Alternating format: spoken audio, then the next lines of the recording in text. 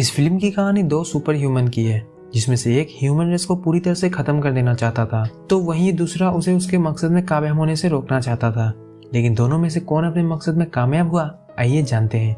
इस फिल्म का नाम है एजिन डेमी ह्यूमन और इस फिल्म की कहानी एजिन नाम के एक एनीमे मांगा सीरीज पर आधारित है।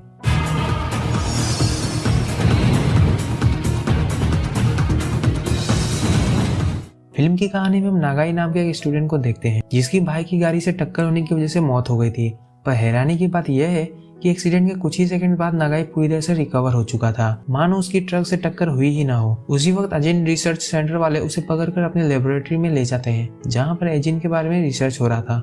एजिन दरअसल एक बहुत ही रेयर स्पीसीज थी, जिसकी शुरुआत साउथ अफ्रीका से हुई थी। एजिन की मदद से इंसान मरकर भी जिंदा हो सकता था। दुनिया में केवल 46 एजिन ही अब तक पाए गए थे और जापान में टोटल 3 एजिन की खोज हो चुकी थी। उनमें से 2 अभी भी खुले में घूम रहे थे, पर नागाई को पकड़ लिया जाता है।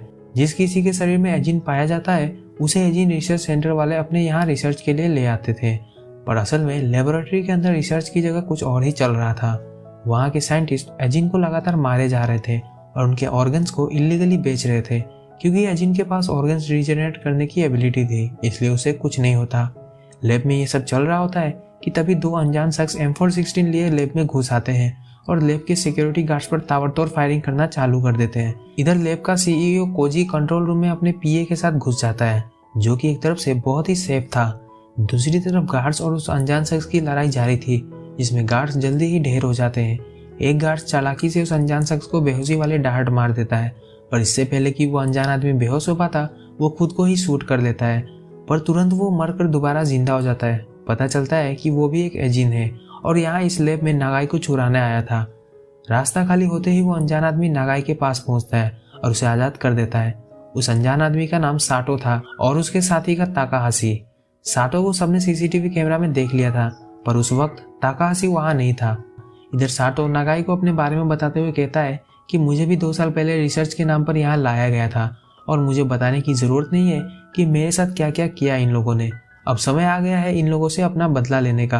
पर नागाई खून खराबा नहीं करना चाहता था, इसलिए वो मना कर देता है। उसके इस बात से सातो काफी नाराज हो जाता है और दोनों के बीच में 1v1 शुरू हो जाता है। काफी लंबे एक्शन सीन्स के बावजूद भी विनर डिसाइड नहीं हो पाता, क्योंकि दोनों के पास सेम शक्तियां थी। इस बीच दोनों ही अपनी रीजनरेट होने की एबिलिटी का भरपूर इस्तेमाल करते हैं।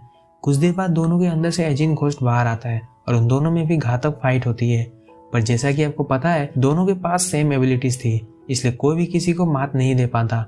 मौका देखकर नागाई उस लैब से फरार हो जाता है। शाम को साटो ताकाहाशी, जो कि एक व्हीलचेयर पर बैठा हुआ था, उसे लेकर मीडिया के सामने आता है।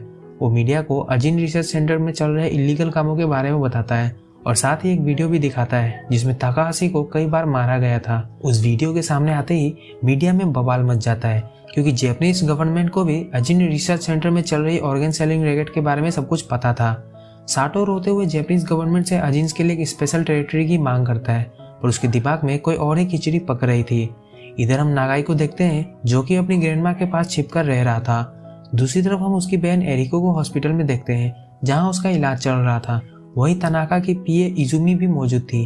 तभी अचानक एक एजिन घोस्ट वहां आ जाता है, जिसे हॉस्पिटल के बाहर बैठा ताकाहाशी कंट्रोल कर रहा था। वो घोस्ट इजुमी को मार डालता है। इसके बाद जैसे ही वो एरिको की तरफ बढ़ता है, वैसे ही इजुमी भी जिंदा हो जाती है और हमें पता चलता है कि वो भी एक एजिन है। उसी वक्त इजुमी और ताकाहाशी के घोस्ट के बीच फाइट शुरू हो जाती है, पर जल्दी ही ताकाहाशी वहां से चला जाता है। अगले दिन नागाई सबसे छुपा कर अपनी बहन से मिलने हॉस्पिटल आता है। वहाँ वो एरिको को अपने अंदर के एजिन के बारे में बताता है। दूसरी तरफ साटो जापानीज गवर्नमेंट को धमका रहा होता है, क्योंकि उसने जो एजिन्स के लिए स्पेशल टेरिटरी की मांग की थी, उसके रिप्लाई में जापानीज गवर्नमेंट ने एक हाई भी नहीं भेजी थी। गुस्से में आकर साटो कहता है कि कल दोपहर 3 बजे तैयार रहना, मैं ministry of health and welfare के चेयरमैन को इस दुनिया से गायब कर दूंगा। इधर नागाई अपनी बहन को ग्रैंडमा के घर ले आया था और उसने अपने एजिन घोस्ट को ट्रेनिंग देनी भी शुरू कर दी थी। अगले दिन पूरी की पूरी police force ministry of health and welfare के ऑफिस के बाहर खड़ी होती है। सभी को साटो के आने का इंतजार था। ठीक 3 बजे आसमान में एक aeroplane ministry of health and welfare के ऑफिस बिल्डिंग की तरफ आता हुआ दिखाई देता है और पलक झपकते ही वो बिल्डिंग से क्रैश हो जाता है। चारों तरफ अफरा तफरी मच चुकी थी। तभी उस क्रैश्ड एरोप्लेन के जलते हुए मलबे में से हम साटो को बाहर आते हुए देखते हैं। साथ ही साथ साटो ने कुछ और एजेंट्स को अपने गैंग में शामिल भी कर लिया था। आपको याद होगा कि साटो एक एजेंट था और उसके अंदर रीजेनरेट होने की एबिलिटी थी। सभी पुलिस वाले उसे घेर लेते हैं, साटो सिर्फ एक शॉटगन की मदद से 1 वर्सेस 100 क्लच करने की सोच रहा था, पर उसी वक्त पुलिस वाले उसे शूट कर देते हैं। प्लान यह था कि उसे रीजनरेट होते ही लगातार शूट कर दिया जाए ताकि साटो को रिकवर होने का मौका ही न मिले। पुलिस वाले अपने प्लान में कामयाब हो रहे थे कि तभी AWM की सनसनाती हुई बुलेट एक पुलिस ऑफिसर के लेवल 3 हेलमेट को भेदते हुए उसके अंदर घुस जाती है। पता चलता है कि ताकाहाशी बिल्डिंग की छत पर से स्नाइपिंग कर रहा था। पलक झपकते ही ताकाहाशी सभी पुलिस वालों को हेडशॉट मारकर साटो के रीजनरेट होने का टाइम निकाल लेता है। बचे कुछ पुलिस ऑफिसर को साटो खुद ही शॉटगन से उड़ा देता है। इसके बाद साटो दोबारा एक वीडियो जारी करता है जिसमें उसने अजिन्स के लिए जापानीज गवर्नमेंट से टोक्यो की मांग करी थी, और अगर गवर्नमेंट ने उसकी बात नहीं सुनी तो वो अगले दिन सुबह 8 बजे पूरे के पूरे टोक्यो में जहरीली गैस फैला देगा। ये सब नागाई अपनी ग्रैंडमा के घर पर बैठा देख रहा था। वो तुरंत अजिन रिसर्च सेंटर के CEO तनागा के पास जाता है और उसके साथ मिलकर सातो और उसकी गैंग को खत्म करने के बारे में प्लान डिसाइड करने लगता है। तनागा की मदद के बदले में उसने कुछ शर्त रखे थे। नागाई चाहता था कि सातो की सफाई के बाद उस पर किसी भी तरह की रिसर्च ना करी जाए। साथ ही साथ वो अपने लिए एक न्यू आइडेंटिटी की मांग भी करता है। तनागा के पास और कोई चारा नहीं था, इसलिए उसे नागाई की सारी शर्तें माननी पड़ती है क्योंकि उसने साटो के साथ नेगोशिएट करने की कोशिश करी थी जिसमें वो पूरी तरह से फेल हो चुका था। अगले दिन सुबह 8 बजे साटो की गैंग का एक मेंबर अजीन रिसर्च सेंटर के हेडक्वार्टर में घुस जाता है। उसे कोई नहीं जानता था और वो साइबर सिक्योरिटी को हैक करते हुए सर्वर रूम में घुस जाता है। वहाँ वो कंपनी के कुछ फाइल्स को चुरा लेता है और उसी वक्त इजुमी को पता चल जाता है कि कोई सर्वर रूम में कोई छेड़छाड़ कर रहा है। तनाका, नागाई और इजुमी सभी बिल्डिंग के 49th फ्लोर पर थे। इधर ताकाहाशी भी अपनी गैंग को साथ में लिए बिल्डिंग के अंदर घुस आता है और एक एक करके लगभग 20 फ्लोर के सिक्योरिटी गार्ड्स को गोलियों से भूनकर साफ कर देता है। इस दौरान ताकाहाशी और उसके दोस्त कई बार मरते हैं पर उससे कोई फायदा नहीं होता क्योंकि वो सब अजीन थे। इधर नागाई अपने अंदर के घोस्ट को उस हैकर का पता लगाने भेज देता है। कुछ ही देर में घोस्ट उस हैकर को पकड़कर तनाका के पास ले आता है। दूसरी तरफ नागाई बड़ी ही चालाकी से ताकाहाशी और उसके दोस्तों को एक कमरे में ले आता है और उन्हें बेहोशी वाली डायट से बेहोश कर देता है। अगले सीन में हम साटो को एक लकड़ी के गोडाउन में देखते हैं। वहां पर वो श्रेडिंग मशीन के अंदर चला जाता है और सीधे ताकाहाशी के बैग से बाहर निकलता है। दरअसल ताकाहाशी के बैग में साटो का कटा हुआ हाथ था और रीजनरेट होते हुए साटो सीधे ताकाहाशी के पास आ जाता है। साटो ताकाहाशी को जगाता है और बिल्डिंग में रखी हुई इस जहरीली गैस को लेकर बिल्डिंग के हेलीपैड पर चला जाता है। इधर नागाई को भी साटो के आने की खबर लग गई थी। वो भी उसे रोकने हेलीपैड पर जाता है जहां दोनों में फिर से एक ताबड़तोड़ फाइट देखने को मिलती है।